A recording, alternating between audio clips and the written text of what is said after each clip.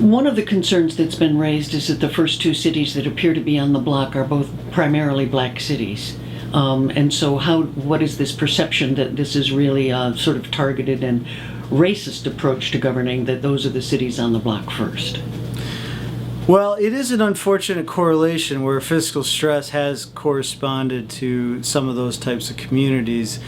Again, I think my hope would be that we can help provide other training for local officials in those communities to help them address the challenges and problems they face. I don't think this is a racist strategy, though. I think it is just an unfortunate reality where there's a correlation there. But I think the intention is to build capacity of local communities to address their own problems, and I think that that's a much better strategy, because ultimately EFMs, or EMs as they're now called, they're going to go away. I mean, they're only temporary. So really, in the long term, even if an EM was appointed, you still have to have a community that can govern itself over time. And so I think that there is some correlation, but then again, there's plenty of non-minority communities that are in fiscal stress. There's a lot of them, and people may not be aware of them, but there's plenty out there.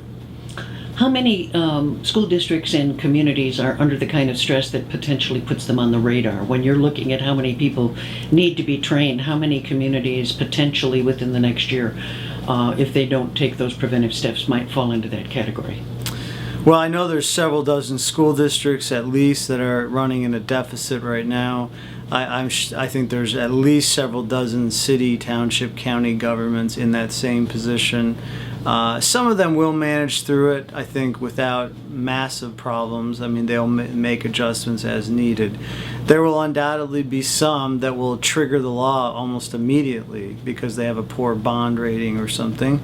And my sense is, to that extent, the governor will review and most likely go with a consent agreement where local officials are still in charge, may have some additional powers to act, but that mayors or whoever it is at that point will be still empowered. And I don't think we see any imminent emergency managers put in place in the next, say, few months, for example. One of the correlations, in addition to the concern about race, is obviously the concern about poverty, and all too often in our society, poverty and race go together, so you may be looking at some of the same factors. One of the arguments about the emergency managers is that the governor might be well advised to scale back on his tax cuts for business in order to use some of the new revenue that he wants to generate in order to be able to share more with cities, that cities wouldn't be in this financial stress if the state were more willing to use the resources that it could take in to share with cities. I know that's above your pay grade, but that would change the dynamic dramatically, wouldn't it? Well, certainly in any budget you have to make priorities and choices. So I suppose one could say that if you scaled back tax cuts, you could provide more revenue sharing.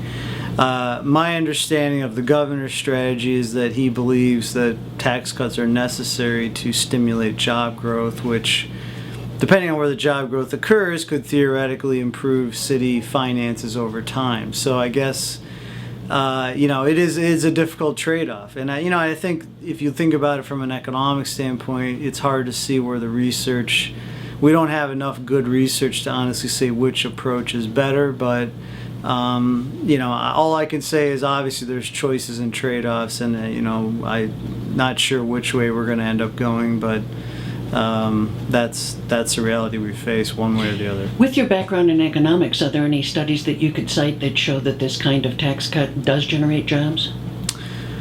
Well, I mean, to be honest with you, I think there's not a lot of good research to show that. I don't want to say that means it's not true per se, but that it is a little unclear, and I would say it's not as firm as we'd like from that standpoint. I think, and I think the governor understands that, but I think his position is that a corporate income tax is preferred to the Michigan business tax. I mean, as economists, I don't think we like the Michigan business tax, and I think if you talk to many economists here, they would say it's a pretty awful tax. It's just structured very poorly.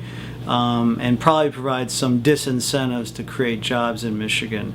Now, that said, there's other options besides a corporate income tax that one could look at that would probably raise the same amount of revenue. Obviously, the way the governor's doing it is going to result in a lot of reduced revenue.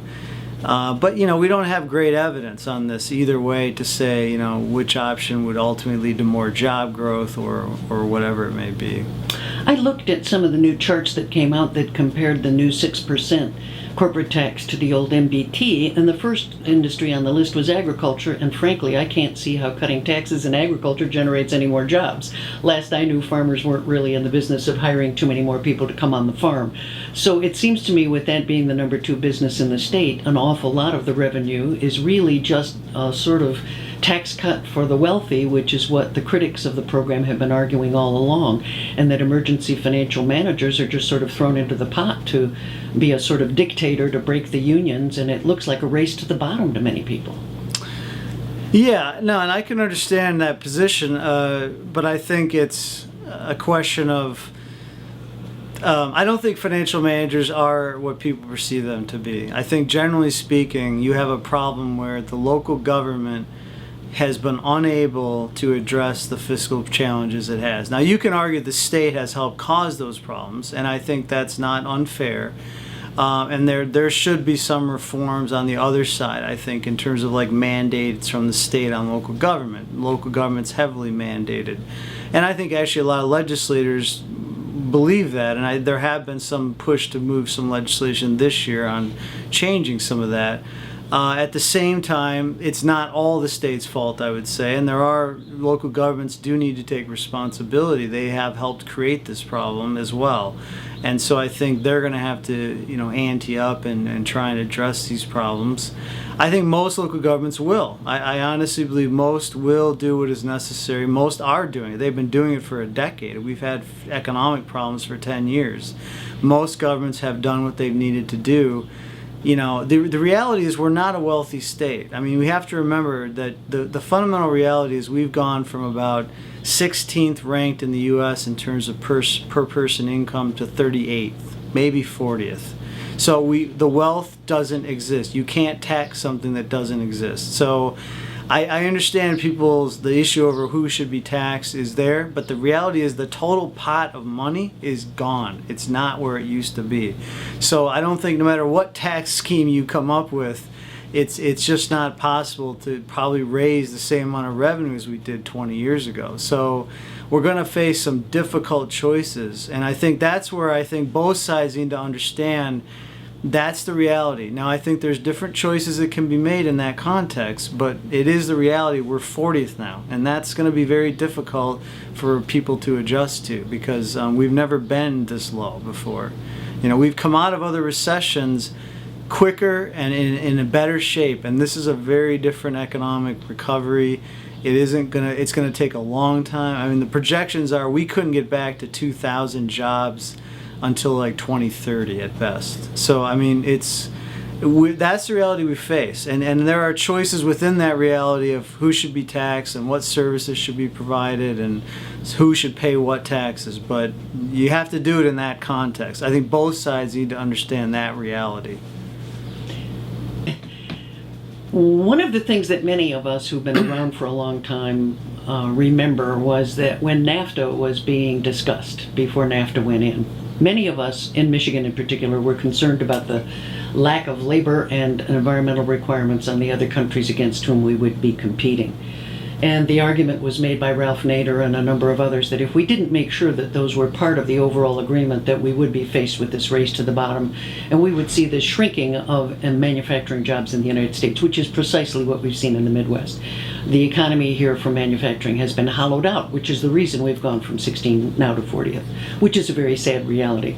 There are many of us who are looking at the emergency financial managers bills and saying to ourselves, well, they made the trains run on time in Italy too. Efficiency is really the model for this.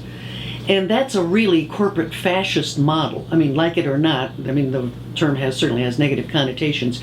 Are we becoming too corporatized? Are we worried too much about pleasing corporations and not enough about workers' rights? How do we get that back in balance? It seems we've spent the last few decades not caring about workers' rights. Mm-hmm. And now we see bills in the hopper, in addition to the Emergency Financial Managers Bill, saying let's just get rid of collective bargaining here in Michigan. Mm-hmm. Let's join these other Midwest states that now have new Republican governors. Let's just jettison it. Mm-hmm. Let's just look at a new corporate model where we can rely on corporate beneficence to give us what we need. Isn't that a dangerous, slippery slope to head down for our state? Well, I suppose in the extreme, yes, but I think there's a tough choice we have to make, which is that what we've been doing we can't do anymore. So we have to do something different, and that's the real challenge. I mean, if you think about Detroit, Flint, you can't operate the same way you did before. And the problem is these are labor-intensive governments. They're basically, your main cost is labor. So you fundamentally run into a problem of, if you have a city of Flint losing population, very low incomes, okay, are you going to tax them to provide police and fire services? And how do you balance that out with the pay rates of the police and the pensions? I mean, Flint owes $1 billion in retiree health care liability. That would consume the entire city budget to actually fund it. So they've made a promise that is going to be very difficult to keep. So who is going to pay that promise? Is it the citizens of Flint are going to be able to pay? I mean, we would have to triple the tax rate in Flint to pay this promise that was made by city officials. The state did not force them to make these promises. The city officials did. And the question has to be now, what are we going to do? So I understand, and I'm not...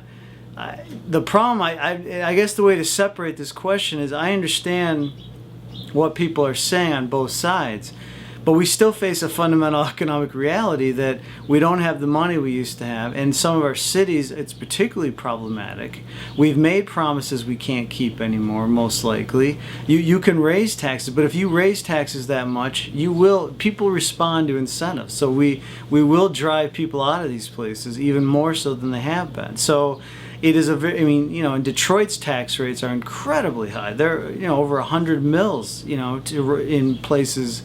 That's incredibly burdensome for any household. So it's a difficult problem. I mean, there's no easy answers, and I don't think there's any magic answer for Michigan to go tax the rich. There aren't that many left, quite frankly, and most of them keep their income outside of Michigan. I mean, there's no easy answers here to go find somebody to tax and get the money back. We have the Dark family that has their income in Belize. Right. That's the reality. That's a difficult choice. And for a state, people are mobile. Companies are mobile. So it is a challenge. You can tax, but then you have to face the consequences of that choice. So I don't know what the answer is, but people have to understand, at least work out the consequences of any option they're going to choose.